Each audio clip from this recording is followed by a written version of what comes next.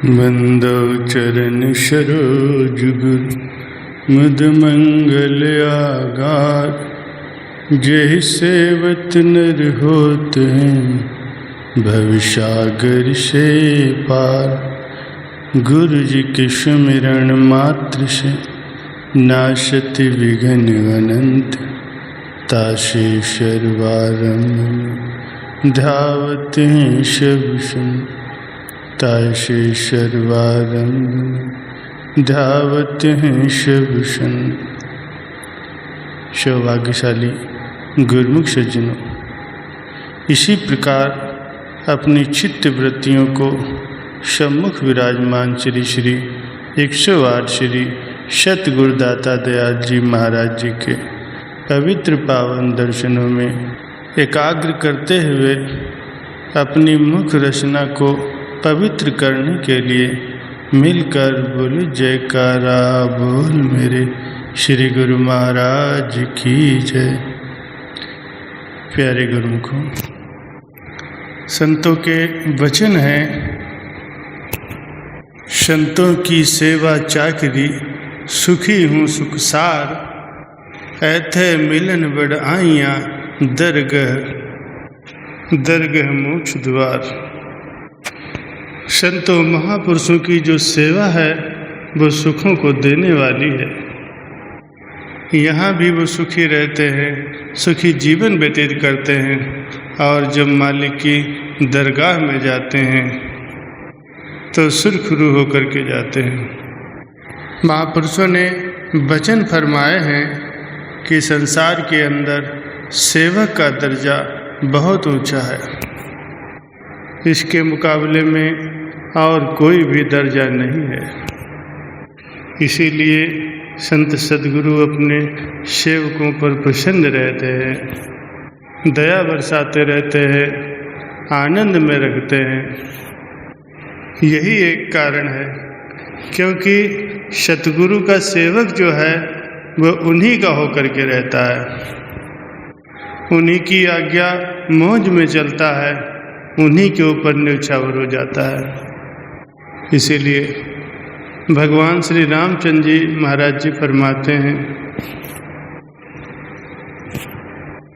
मैं बार बार यही सत्यवाणी कहता हूँ कि मुझे सेवक के समान कोई दूसरा भी प्रिय नहीं है।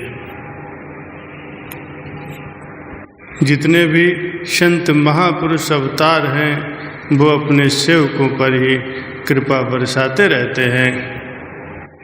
एक प्रसंग है, अयोध्या में भरत जी, लक्ष्मण जी और शत्रुघ्न जी, इन्होंने आपस में विचार किया माता सीता जी के चरणों में बैठकर कि हनुमान जी ही भगवान की सारी सेवा करते हैं, हम ऐसे ही रह जाते हैं। अगर आपका विचार हो तो हम ये सेवा ले लेते हैं। तो सीता जी ने कहा ठीक है। उन सब ने मिलकर के भगवान की निजी सेवा आपस में बांट ली। जब हनुमान जी आए तो भरत जी ने कहा ये सारी सेवाएं तो हमारी हैं, हमने आपस में सेवाएं बांट ली हैं, आप जाओ। तो सेवक जो है वो सेवा के बगैर तो रह नहीं सकता। ये तो भगवान जी को भी पता था और सीता जी को भी पता था। तो हनुमान जी ने देखा कि ये सारी सेवाएं तो कर रहे हैं, लेकिन एक सेवा ऐसी है जिस पर ना तो इनका ध्यान गया है, ना ख्याल आया है और ना ही वो कर रहे हैं। उन्होंने वही सेवा ले ली। वो सेवा क्या थी? जब भगवान जम्हाई लेते थे तो चुटकी बजानी पड़ती थी। जैसे ही भगवान ने जम्हाई ली तो उन्होंने चुटकी बजा दी। फिर भगवान ने जम्हाई ली तो फिर उन्होंने चुटकी बजा दी। तो यही सिलसिला शुरू हो गया। जब रात हुई तो फिर अंदर हनुमान जी जाने लगे तो लोगों ने कहा कि रात की सेवा भी हमारी है, तुम अंदर नहीं जा सकते। तो हनुमान जी ने कहा ठीक है, और वो चुपचाप छत पर चले गए और वहीं रोशनदान में बैठ गए।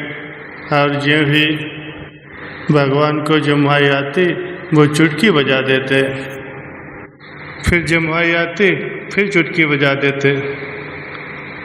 हनुमान जी ने सोचा कहीं ऐसा न हो मुझे नींद आ जाए, तो उन्होंने 2-4 चुटकियाँ एक साथ बजा दी। तो भगवान भी जम्हाइयाँ लेते गए, इतनी जम्हाइयाँ लीं कि भगवान का मुंह खुला हुआ रह गया। जब मुंह खुल गया तो सीता जी परेशान कि ये क्या हो गया है। उन्होंने वैद्य बुलाए, उनकी भी समझ में कुछ नहीं आया, सारे भाई भी परेशान हैं। फिर वो गुरु वशिष्ठ जी के चरणों में गए, उनसे विनती करी कि ऐसी ऐसी बात है। तो गुरु वशिष्ठ जी आए, उन्होंने देखा कि सब लोग तो बैठे हैं लेकिन हनुमान जी कहाँ हैं। सब लोगों ने कहा पता नहीं, इधर उधर देखा तो पता चला कि हनुमान जी छत पर बैठे हुए हैं। वो हनुमान जी को लेकर के नीचे आए। जैसे ही नीचे लेकर के आए तो हनुमान जी ने चुटकी बजा दी, और जैसे ही चुटकी बजाई भगवान का मुंह बंद हो गया। तो उन्होंने कहा भैया, भूखे को रोटी देनी ही पड़ती है, जो प्यासा होता है उसे पानी देना ही पड़ता है। हनुमान जी सेवा के बगैर नहीं रह सकते। सब लोगों ने हनुमान जी के हाथ जोड़ लिए, कहा कि जैसे आप सेवा करते थे वैसे ही आप सेवा करो। उनके तो रोम रोम में भगवान बसे हुए थे। वे जितनी सेवा करते थे उतनी सेवा तो कोई कर ही नहीं सकता था।